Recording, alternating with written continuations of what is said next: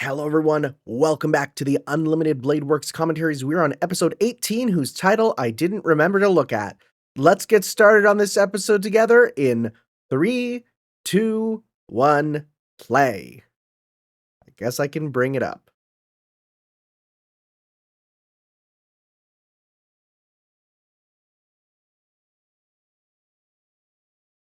I really don't like that white dress. It's too feminizing. Like my girl the way she is. The beginning of the circle, that's what it's called.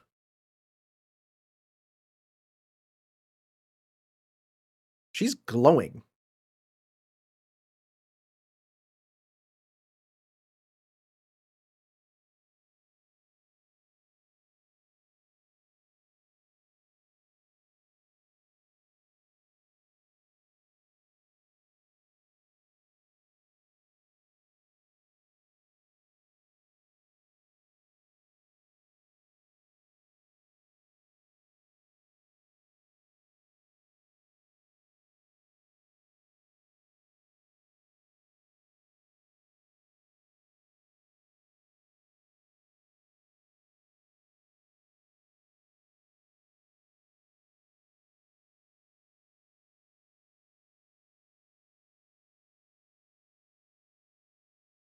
This feels like a high budget episode already.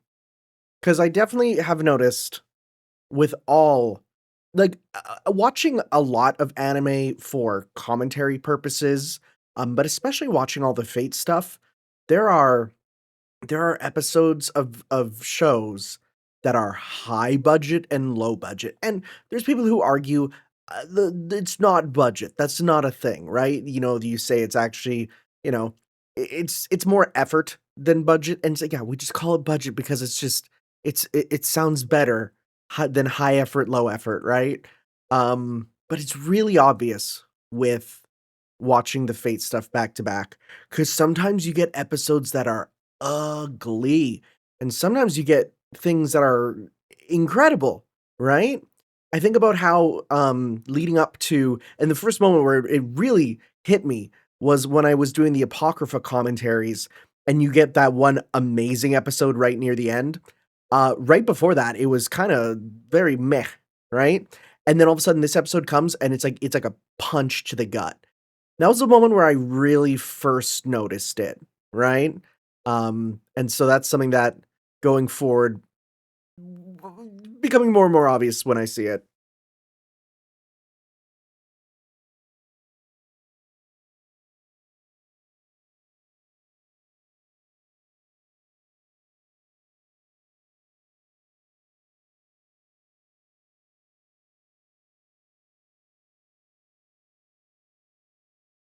Oh, she can't even put on her outfit. Oh, that's interesting. I don't know if that was that in the original? Probably not. So they didn't really have sprites for her wearing this, didn't they? They just had her. Yeah, that's cool.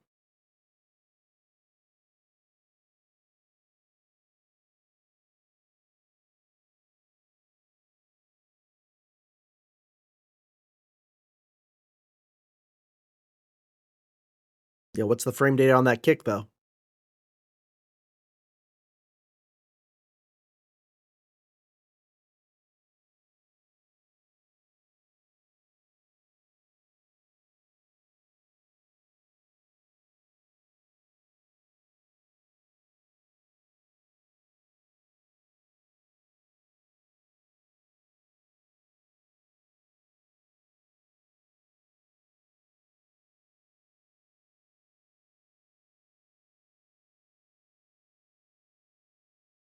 So at this point, Rin knows, right? I think she put two and two together.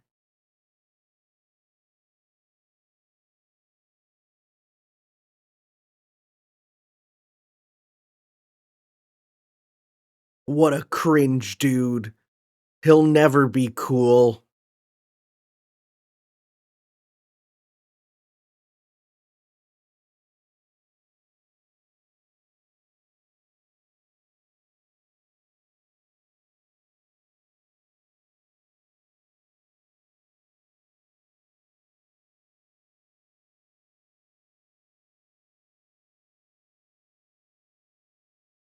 Do you have to do the whole chant each time? It's so funny how formal the contracts are here. Also, the girlies are touching hands. Like, forming this contract is so formal, right? Where in FGO, it's like, "Hey, wanna do a contract?" And they're like, "Yeah," and you just see the symbol appear, and that's it. Whoa, seeing her in this outfit with the ponytail is weird. That's cool, though. I bet you that's in FGO Arcade as an option. Oh, that looks messed up. Timu. Timu Saber. I guess, like, Saber Lily is like that, but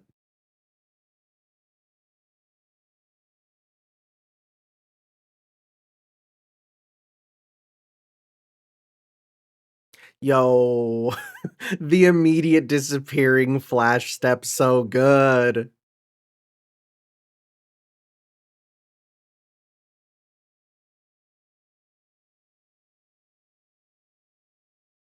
Please tell me we get a cute little scene of Rin doing Saber's hair back up.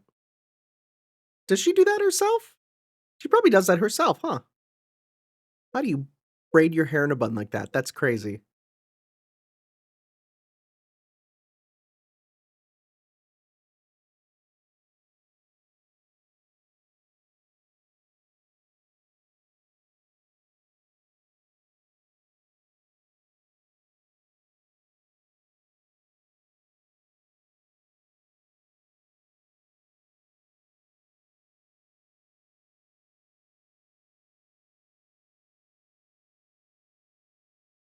See, this seems so, like so, like, someone who doesn't put 2 and 2 together is like, "Why does he wanna kill it?" But then when you know who he is, you're just like, "Nah, it kinda makes sense."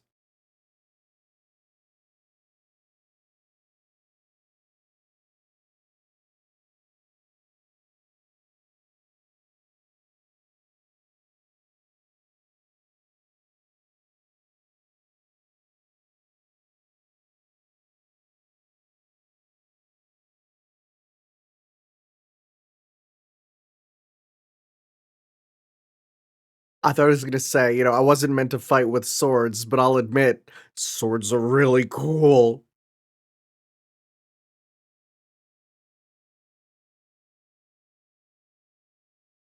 See, that hits a lot less in English, just because of the basis, you know?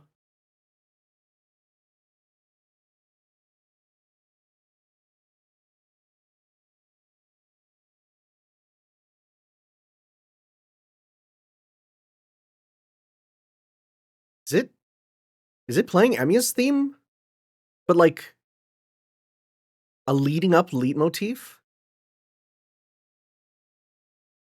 Is it just gonna play? Are we gonna get the theme? Holy shit. Swords.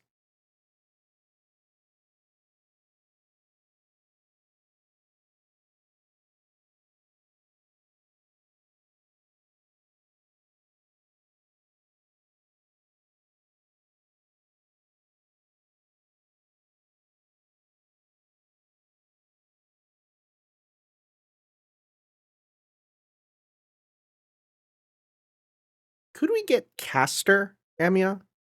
I wonder. Probably not.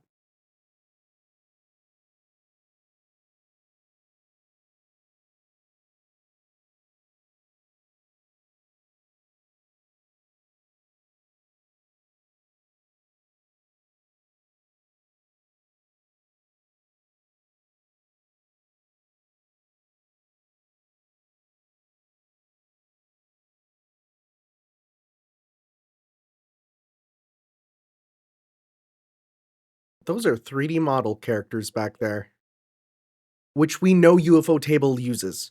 They draw over 3D models. We saw that when they, uploaded a test for new employees, where they showed a scene from the Tsukihime remake opening, and they had to have new employees, new animators draw over it.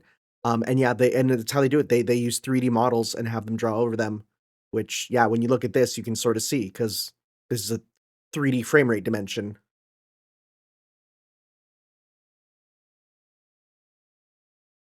running towards what he loves the most.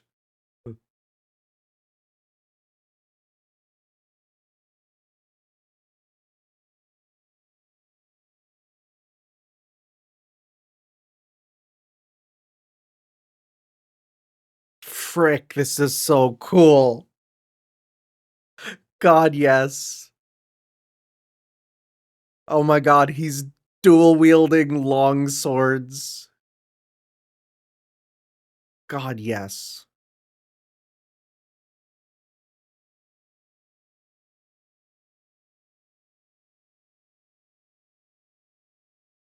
He's like, he was getting too cool. Can't let that happen.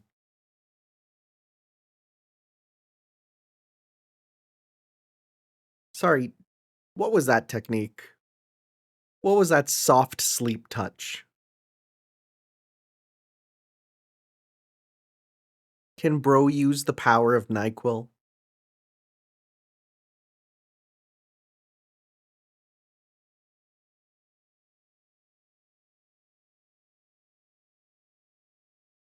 You that okay. That line read was really good.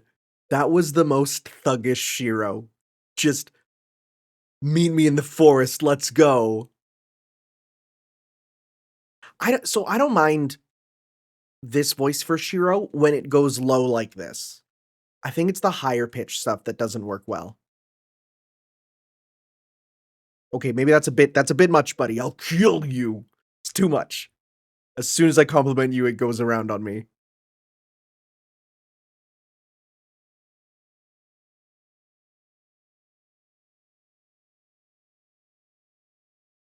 He could have just took the stairs.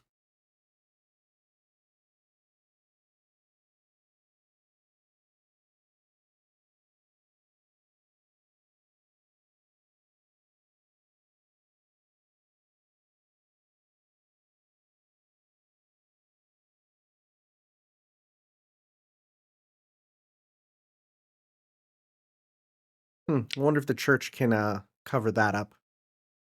Probably not.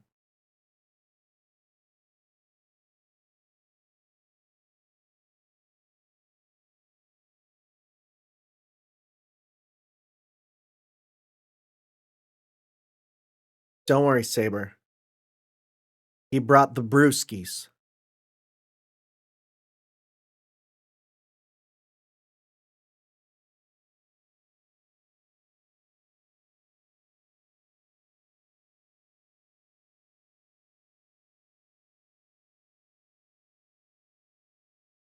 I appreciate his honesty.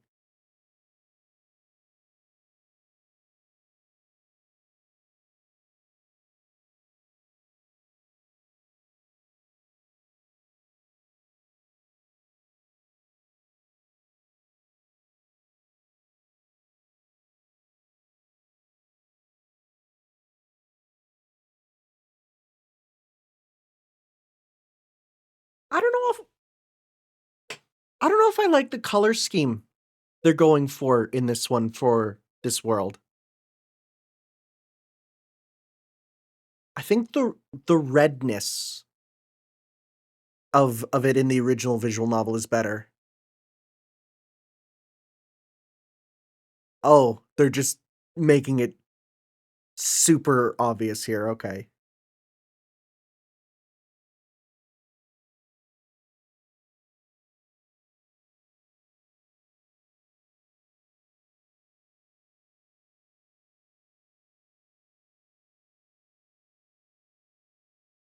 Well, can't show that on YouTube.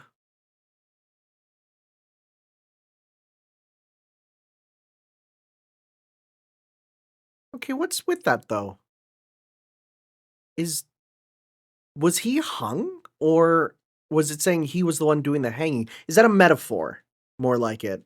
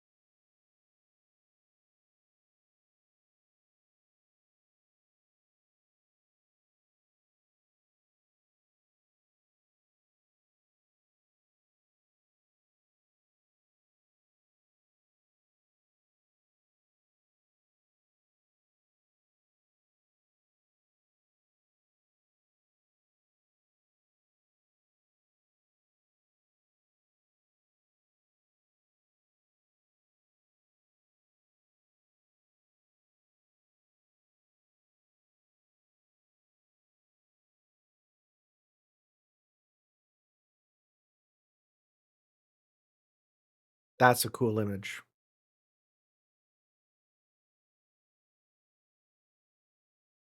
Still trying to understand the gears. I think I had that explained once where that comes from, like where the gears come from. Because if I'm correct, doesn't like Emiya Shiro's Unlimited Blade Works not have the gears, but his does?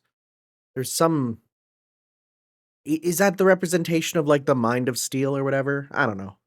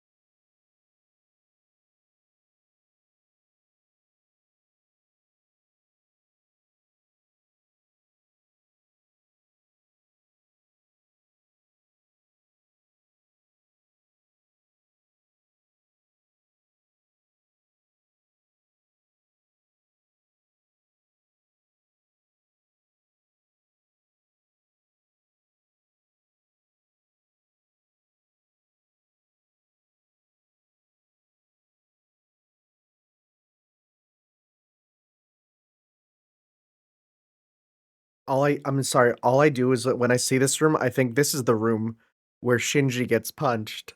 What a what a wonderful moment.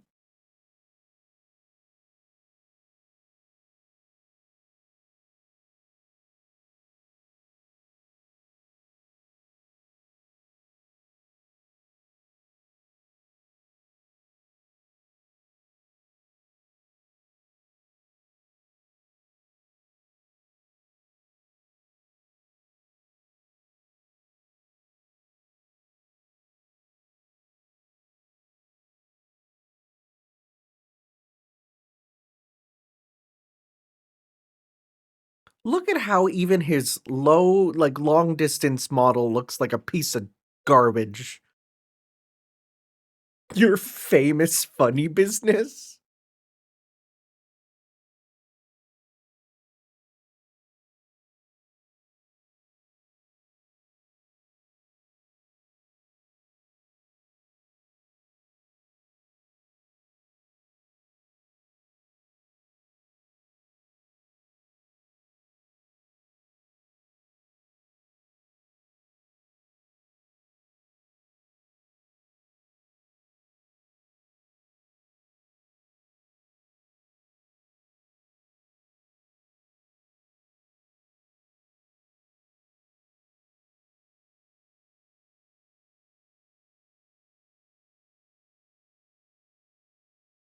God, it really is the perfect English dub voice for him. It's it's so disgusting of a voice. It's so good.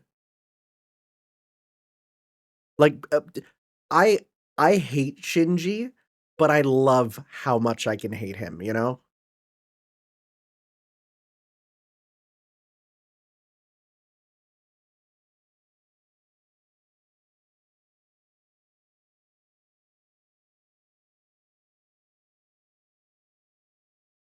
No, he's not that class. Is that class doesn't exist in this world. No, it actually does in this world. It does in this world. It doesn't in FGO, right? Because Faker is yeah. I had that explained. It's not pretend. They're different. She does her own hair. Unless unless Shiro did it off screen, which is a possibility.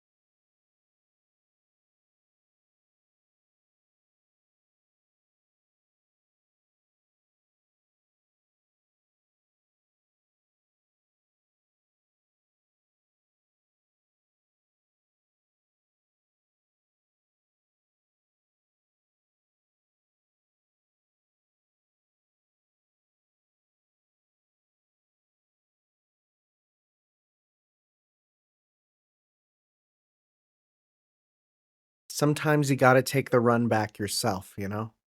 Even if the run back yourself is on yourself.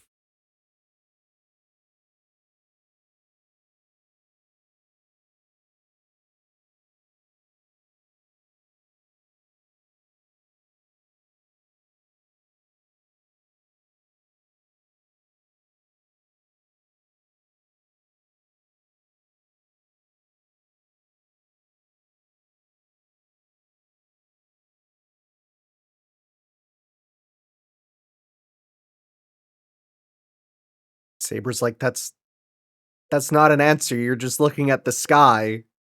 You that's not an answer." One thing I continually do love about, even looking back, that I love about Stay Night in general is it very much is a shuffling of characters every route.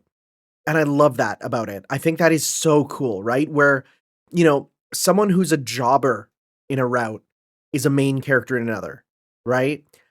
Someone who you're like, "Oh, there wasn't a lot, with this character," and then you get more than you could ever ask for with them, and I think that is so cool, and that's something that I know is more common in visual novels, right? Where, a character who only appears a little bit, gets more in another route or something.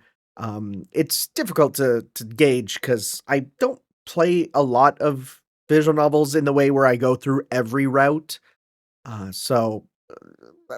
sure there's some game in the future where we'll get to see some of that. But I do love that about Stay Night so much, right? I think it's so cool where and you don't even learn all the mysteries until you go through every route. I also do think that people who go in any order other than the intended order are insane. Don't do that. I mean, unless it's your blank time through.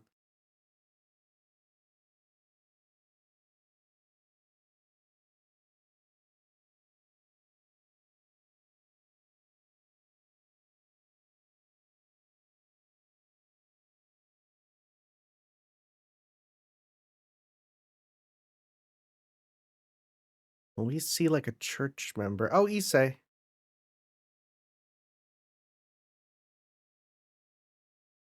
Nope.